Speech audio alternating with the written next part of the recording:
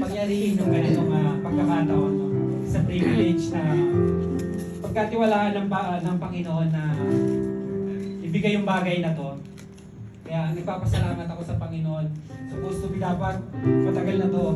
Pero sabi ng Lord, parang hindi pa kasi sunod-sunod pa yung gawain niya eh. Mahirap naman hadlangan yung gawain ng Panginoon, di ba? Nang dahil lang sa ganitong bagay. Kasi ang Lord naman is, may timetable ang Lord. Hindi pwedeng masunod yung natin, yung timetable natin. Kaya pinagkatiwala ko sa Lord. Sabi ko, Lord, matatapos na itong taon na to. Paano ba ako magpapropose? Sabi kong gano'n. Pero hindi inayaan ng Panginoon yun, pinangyari ng Lord, no? At ngayon ito nga, binigay ng Panginoon tong araw na to. Salamat sa Lord sa smooth na process na dinako niya kami ng safe and sound dito. Actually, dati, ako lang nagko-cover ng ganito. Pero hindi ko ma-imagine, ako na yung nasa mismong situation. Kaya, hindi ko alam kung nanginginig ako dahil kinakabahan or dahil sa lamig. Salamat sa Panginoon.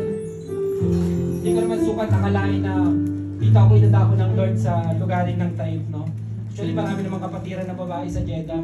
Pero hindi kalooban ng Lord na doon yung bigay na partner ko, no? Kaya salamat sa Lord, although na malayo, pero nais kong sabihin sa bawat isa, sa bawat mga kapatid na mahal ko ang inyong kapatid na si Angel. Salamat sa Lord na pinaranas niya sa amin yung pagmamahal na ganito. Salamat. Kasi yung una sa lahat, yung Panginoon yung nagbigay ng pagmamahal. Salamat maranasan na iparanas yung ganito yung Christian way. Napakasarap sa pakiramdam. At deserve naman ni Angel na maranasan yung ganitong pagkakataon o yung ganitong situation. Although naman lahat ng babae, ninanais na ganito yung mangyari sa buhay nila. Kaya salamat sa Lord at salamat sa buhay ng bawat isa. Ngayon pa lamang kiniklaim ko na yung victory. Pinag-pray ko to kasi matagal ko pinag-pray si Angel kaya pinanghawakan ko yung panalangin ko. Salamat! Bawat isa.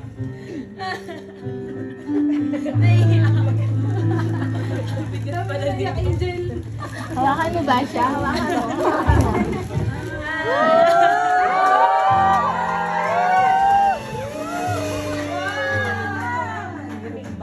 Miss Christine, Angela, will you marry me?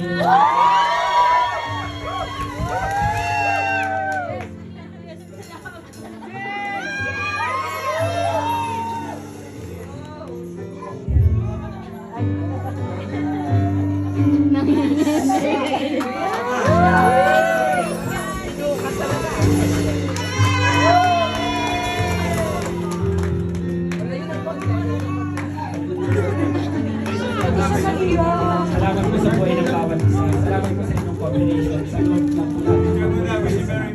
Picture muna dito. Baliktad naman kami. Baliktad. Baliktad. Baliktad.